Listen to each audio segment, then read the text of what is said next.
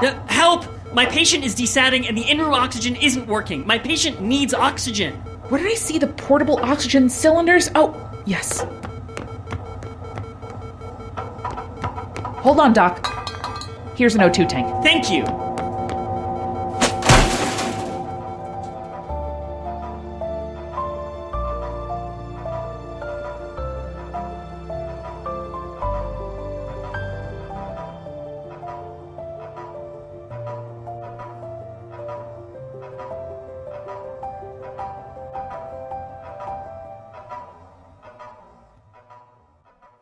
Hello, and welcome to the second series of the Invisible Force podcast.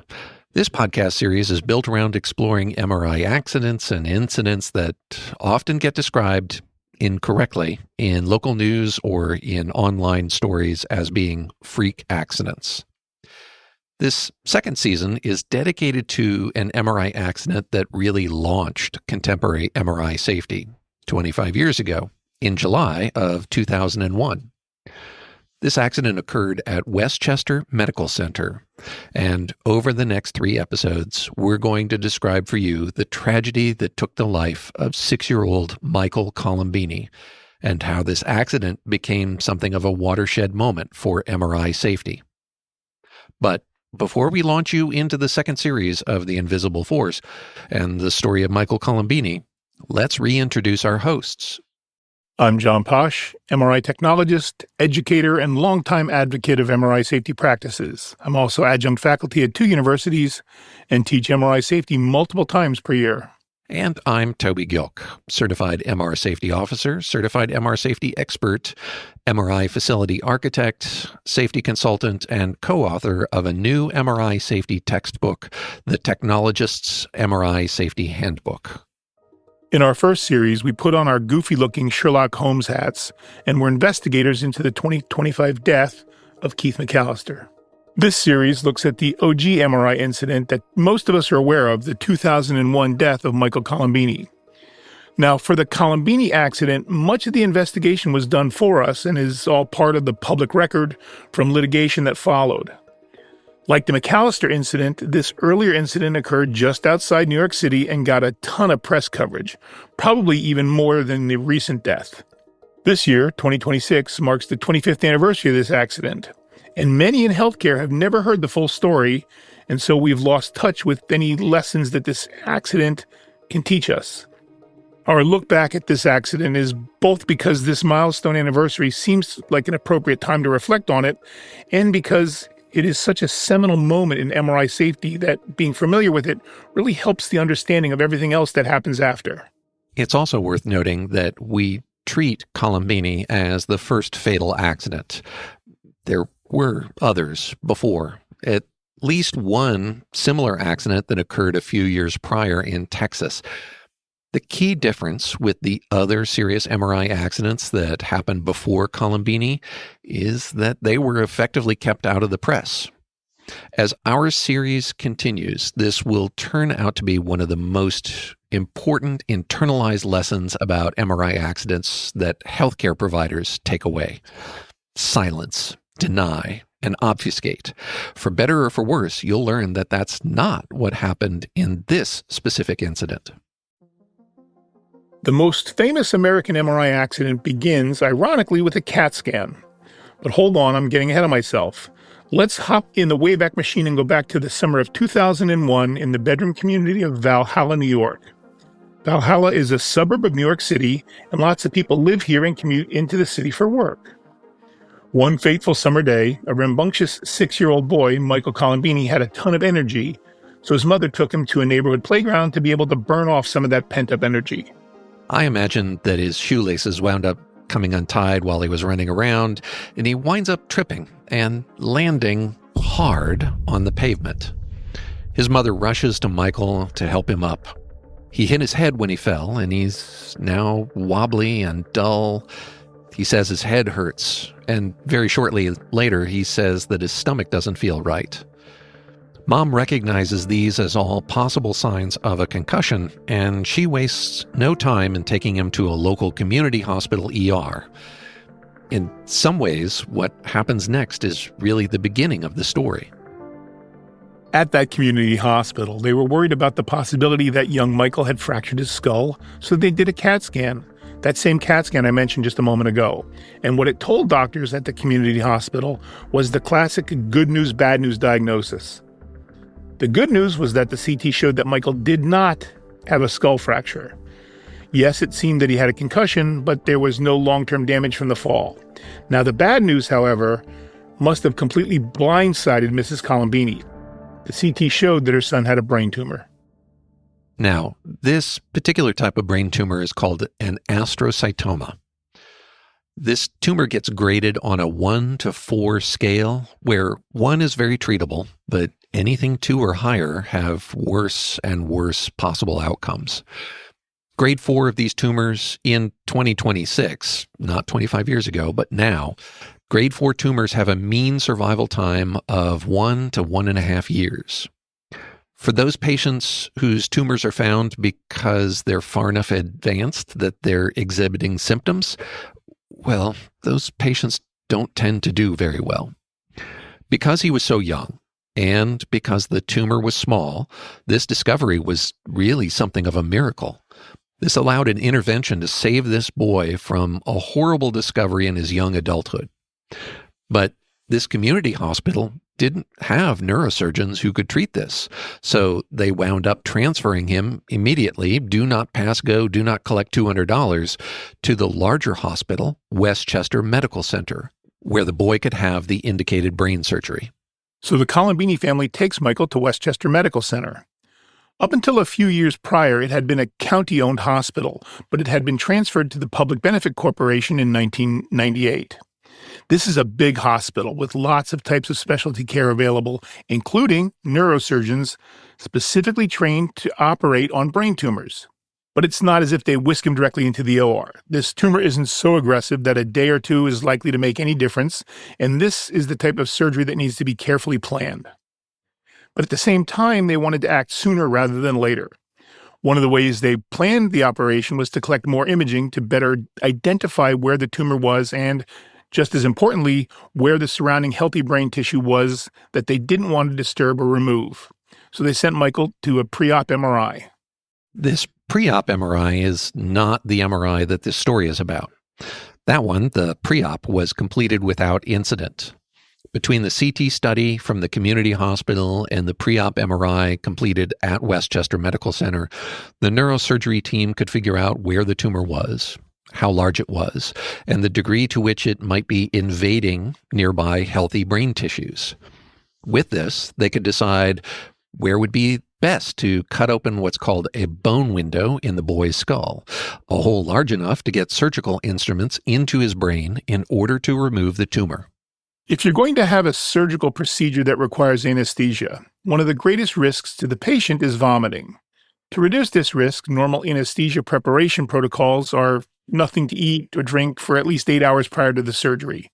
I try and put myself in the position of Colombini's. Michael is still in pain from the fall, told that he has a brain tumor that could potentially kill him if they don't operate and get it all. The boy's getting his head shaved. All of them stuck in a hospital, ticking off the hours until brain surgery, without even the ability to comfort him with a snack or a drink.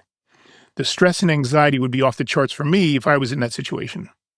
On the second day in the hospital, what must have felt like a decade for the family, they get the boy into the operating room. The surgeons do, in fact, saw out a window from the boy's skull, carefully setting the piece of bone aside to be able to put it back in with some screw anchors after the surgery is complete. They navigate through the healthy brain tissues, gently pulling apart the folds to uncover the location of the tumor. Referring to the imaging, because tumors don't always appear different from the nearby tissues, the surgical team identifies what they want to cut out and what they want to leave undisturbed. The imaging is good, and the surgeons have a good indication of exactly where the tumor starts and stops. They're able to access the spot without too much difficulty, and by all accounts, the surgery goes very well. The surgeons are confident that they got the whole tumor. They replace the rectangle of bone they cut out of his skull, and with a handful of little titanium tabs to hold it in place, put screws through the tabs into the rectangle of bone to secure it in place. a dozen surgical staples to reconnect the flap of scalp that had been pulled away, and it looks as if he'll be good as new after he heals from the surgery. The news from the neurosurgeon to the family must felt like the weight of the world was lifted from them. The surgery went very well. They believe they got the full extent of the tumor, though to be certain, they're going to want to do an MRI on Michael regularly and look for any sign of recurrence. But the news that day was all good. The playground accident a couple of days prior turned out to have possibly saved their son from a horrible death 3, maybe 4 decades later. Their son, while looking a little bit worse for wear after his surgery, Michael was going to be fine. In that moment, they must have thought that they'd just close this chapter and that the worst was behind them. In that moment, nobody was aware that their moment of relief was going to be very short-lived, and the next day was going to change their lives. And, as it happened, the very trajectory of MRI safety.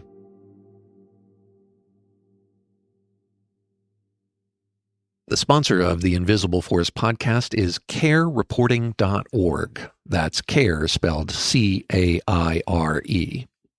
Carereporting.org is a confidential MRI adverse incident reporting system available to you, the public, as well as offering an enterprise-level solution to hospitals and imaging centers for secure, confidential reporting of MRI incidents, accidents, and near misses.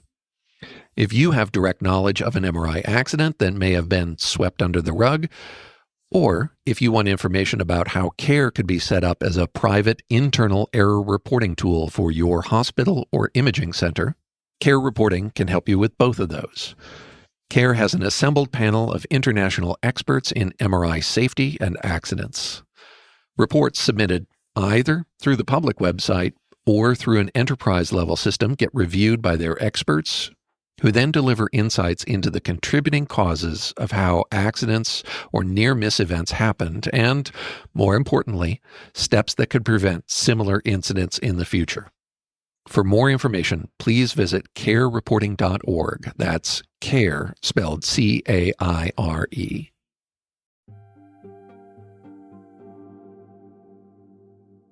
Just before the break, we left you with a deeply relieved Colombini family. They had just reached there, and they all lived happily ever after moment, hearing that the operation to remove the tumor from Michael's brain was a huge success. They're still in the hospital with an exhausted Michael on painkillers, but able to eat and drink again. And after a day of recovery in the hospital room, there'll be only one final thing between the family and going home: a baseline MRI after surgery. So while the neurosurgeons were confident that they'd gotten the whole tumor, tumors can be sneaky bastards, and parts can hide only to bloom later. To mitigate against this risk, post-brain surgery patients often get regular follow-up imaging at regular intervals.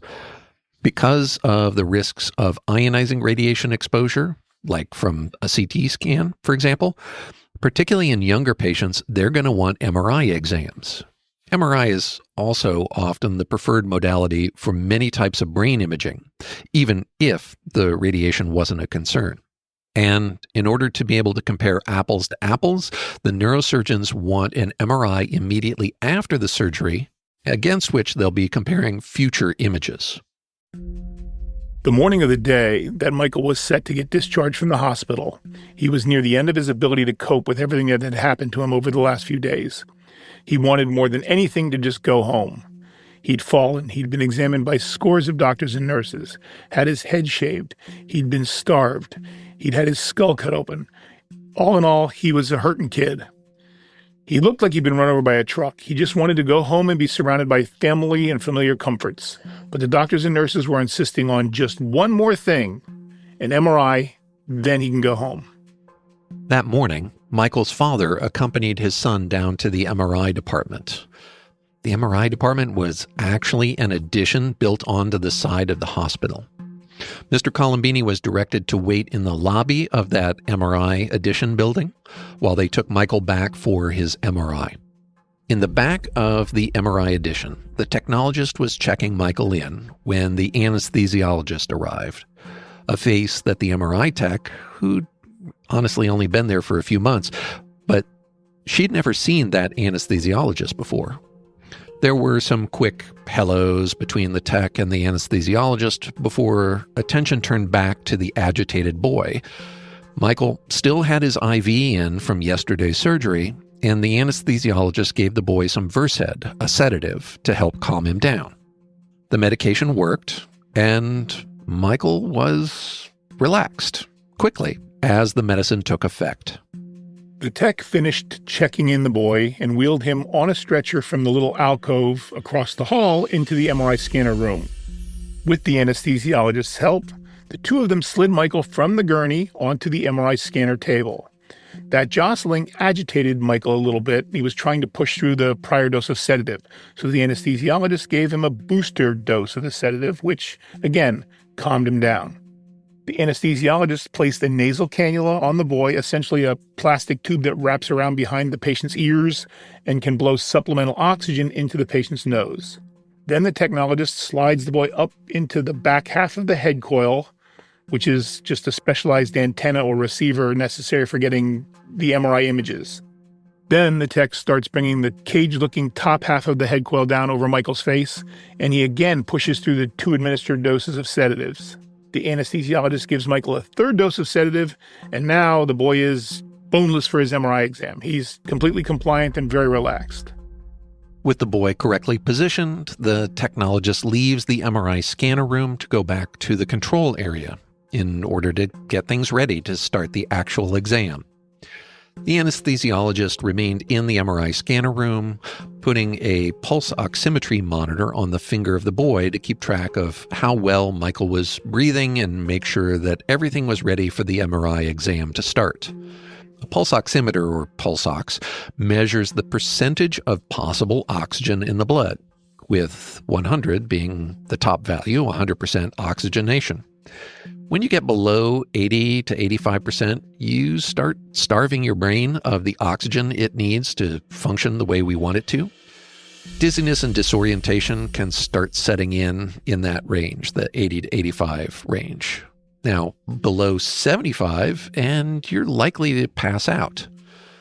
Just about as quickly as the anesthesiologist got the finger probe on Michael and got the machine turned on, he saw the numbers dropping.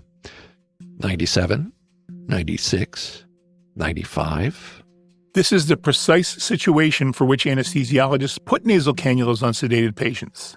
Sometimes too much sedative can slow the patient's breathing to a point where they're not quite getting enough oxygen. But if you increase the amount of oxygen they get with each breath, even at slower breathing rates, the patient will still have a healthy oxygen level.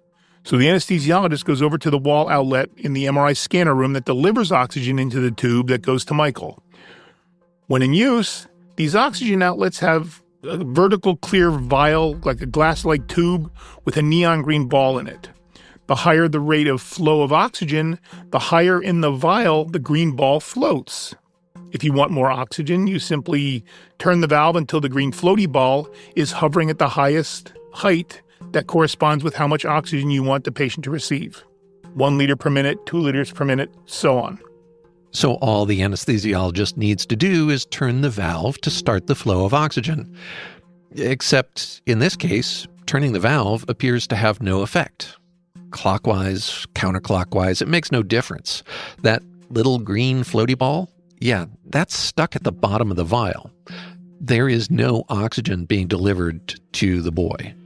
And the pulse oximeter reading is still dropping. 91, 90, 89. The anesthesiologist bangs on the window to the control room to get the attention of the MRI tech and points to the door to the MRI scan room, gesturing to the tech to meet him there. When they get there, the tech asks, "What do you need, doc?" To which the anesthesiologist responds, "The oxygen outlet isn't working. The patient is desatting. I need you to get the oxygen working." Here's where the fact that this building was an addition to the hospital comes into play. It's in the building code that oxygen outlets are supposed to be piped into hospital central systems with pressure and flow alarms. When there's a problem, alarms alert engineering teams who can intervene before the systems crash. But this building didn't have its oxygen piped in from the main hospital system. There was a standalone tank on the other side of the wall with a pipe connecting the tank to the valve in the MRI scanner room. When the tank got emptied, there were no alarms, no alerts, no way to tell the tank was empty until you weren't getting oxygen out of it. And to get the oxygen flowing again into the MRI scanner room, someone needed to go into the MRI equipment room and manually switch the tanks feeding that wall outlet. As we said earlier, this MRI tech had only been working at the MRI facility for a few months. She knew that there was something odd with the oxygen system, but she wasn't exactly sure what that was or what the appropriate response was. Fortunately, that day she was working with another tech who had been there much longer than her. So she went to go ask him how to fix the oxygen supply to the MRI scanner room. The senior tech said that this was something that she should really know, so he would take her into the MRI equipment room and show her how to switch the tanks. The two of them went into the MRI equipment room without telling the anesthesiologist what they were doing. As soon as the door closed behind them, they were effectively in a soundproof room and could no longer hear anything else that was happening in the rest of the MRI suite. Now, while all this is happening, Michael's pulse ox is still dropping, 86, 85, 84, and the anesthesiologist is getting increasingly upset, going back and forth between checking the numbers on the pulse oximeter and going for the MRI scanner room door, yelling out to the MRI techs for a status update. But at this point, they can't hear anything from outside the equipment room. The fact that he's getting no response is escalating his frustration and anxiety. He's really getting worried. It's at about this time that a nurse who had accompanied a patient down to MRI earlier that day, she returned to the MRI building to get something she'd left behind. We have to imagine that the anesthesiologist's yelling carried out into the waiting area where Mr. Colombini was waiting. But that nurse let herself into the back of the MRI addition, where the patient care area was, followed that shouting voice back to the MRI scanner room doorway. There, she's able to clearly hear that the anesthesiologist is watching the Colombini boy desaturate, watching his pulse ox values drop. And that anesthesiologist is desperate to get supplemental oxygen to the boy. This nurse, when she had been down to MRI earlier in the day, had noticed a few portable oxygen cylinders in the little patient preparation alcove directly across the hall from the MRI scan room entrance. They were kind of tucked away, so she wasn't surprised that the anesthesiologist hadn't seen them. The anesthesiologist was standing in the doorway, eyes darting back and forth between the pulse oximeter, 81, 80, 79, to the nurse, who was searching for something. Then, miraculously, he saw her pick up an oxygen tank that was about 2 feet tall, come to the doorway to meet him, and handed it to him to take in to connect to Michael's nasal cannula. For those of you who have been with us through all of Series 1 and the telling of the Long Island incident, you already know that how much an object weighs doesn't tell us much about how much magnetic force it'll exert when you get it close to the MRI scanner. In Series 1, we speculated that the 20-pound chain around Mr. McAllister's neck was exerting 1,000 pounds of force on his neck. One of the things that increases attractive force is how long a solid magnetic object is. For a chain, that's probably the length of an individual link of the chain, times however many links there are. But for a steel oxygen tank, that's the length of the whole tank. Even though an E-size steel tank weighs something similar to the chain around Mr. McAllister's neck would weigh, the fact that it's longer means that it can be pulled with significantly more force than a chain could be. So we have the anesthesiologist who had just been handed this steel oxygen tank, and he's desperately concerned about Michael Colombini's oxygen levels. He wants to get this portable tank hooked up to the nasal cannula, and quickly. He takes a couple steps into the MRI scanner room towards Michael. We imagine there was a moment, just a fraction of a second, where the anesthesiologist felt the magnet pulling on the tank. In that instant, as the tank was pulling out of his hands, did he realize that a catastrophic accident was happening.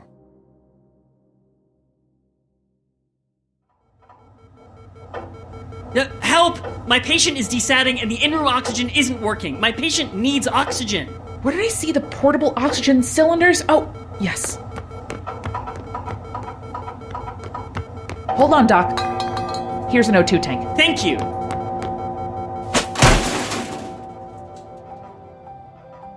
Next episode, we're going to take a look at the near-term aftermath through the next several weeks immediately following this tragic accident. So make sure that you're subscribed to Invisible Force Podcast to be able to get the next episode as soon as it drops. For this week's show, our sources were the court archives of the Colombini family's lawsuit that named the hospital, the directly involved employees, as well as GE, the MRI scanner manufacturer. Our introductory radio play is a dramatization of that critical moment inside Westchester Medical Center's MRI facility. Our voice actors for this episode's dramatization are Amanda McLaughlin and Misha Stanton. If you have any information about this incident or any other MRI accidents, please reach out to us through our website, invisibleforcepodcast.com. Episodes, show notes, and a tip line are always available through the website.